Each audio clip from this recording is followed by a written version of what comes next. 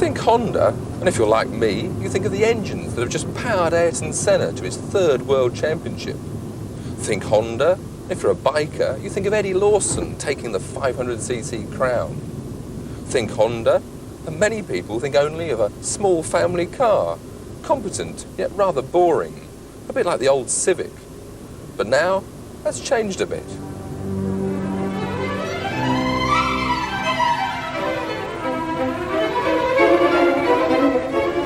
The new Civic range comes in 2 distinct body shapes, 3-door hatch and 4-door saloon. There are 5 engine variations, from an ordinary cooking version to a 158 horsepower screamer via a high-tech super economy model.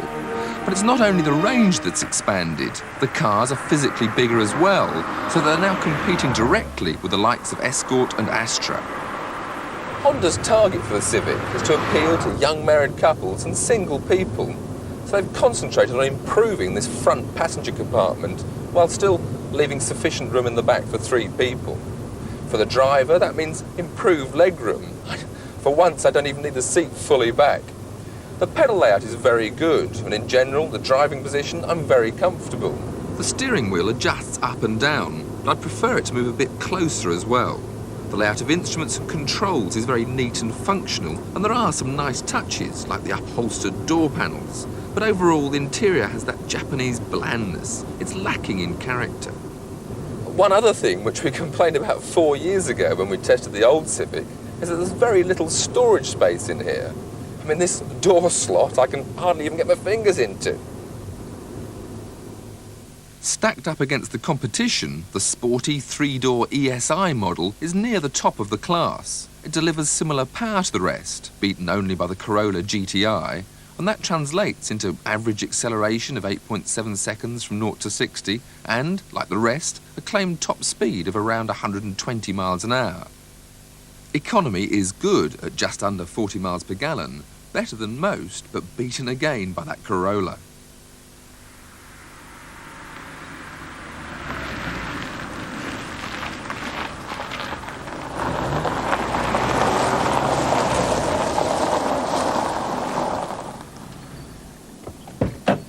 Now, those of you who saw our motor fair programme will know that Jeremy Clarkson set me the challenge of opening the tailgate. Well, it's simple. You read the book. Step 1, pull release lever. Now, Jeremy's problem was that he couldn't find any handles on the rear of the car. The trick is to slide your fingers under the glass and hey presto. Oh, if you've got long, delicate fingernails, you'll soon start cracking them. And Honda are going to make this strut here stronger, so that initial opening is actually much wider, and then there's much easier access and clean access to the rear of the car. Once open, there's actually 2 ways of getting bags in and out. The first through the top, but if the bag's too large, that won't work, and you must open that lower tailgate. That then reveals the entire boot space, which is in fact larger than the previous Civics, but still not exactly generous. Mind you, it's just a very strong tailgate. Would make rather a good grandstand at the races.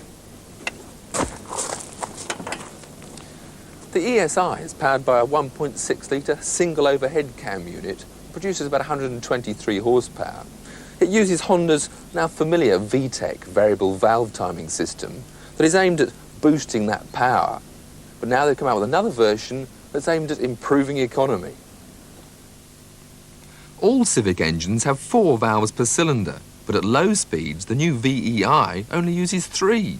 One inlet valve stays virtually closed, giving better swirl in the combustion chamber and exceptional economy. Honda's claimed overall 50 miles per gallon puts it into diesel territory without penalising performance.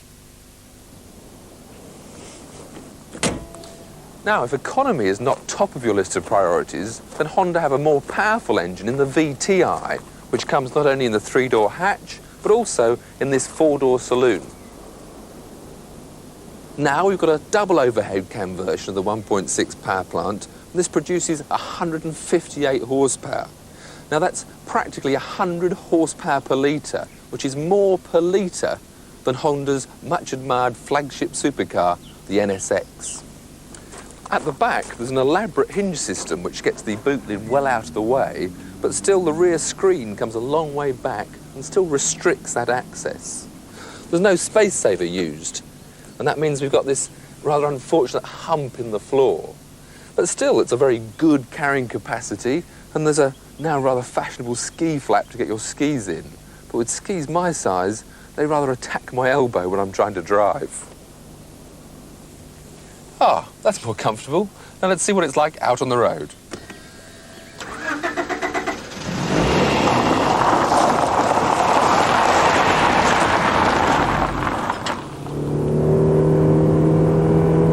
This top-of-the-range VTI has similar interior trim, but it's designed specifically for 4 people. The bucket seats in the back are nicely contoured and provide reasonable legroom, and there's even a storage box in the middle. But the most important thing about this car is its performance. The smooth, stylish body has none of the go-faster bibs and spoilers other companies think are important, but this is a real devil in disguise. The engine is not particularly torquey, and at legal speeds, the variable timing really only operates in first and second. But if you don't mind keeping it buzzing, it's ideal for safe overtaking. Honda compare it with BMW's 318i and the 416 GTI Rover, amongst others, and it looks good. Much more power means better acceleration and a much higher top speed. Not only that, it offers the best overall fuel economy at 38 miles a gallon. If Honda mean this comparison to be taken seriously, they must be aiming for a sale price of around $15,500.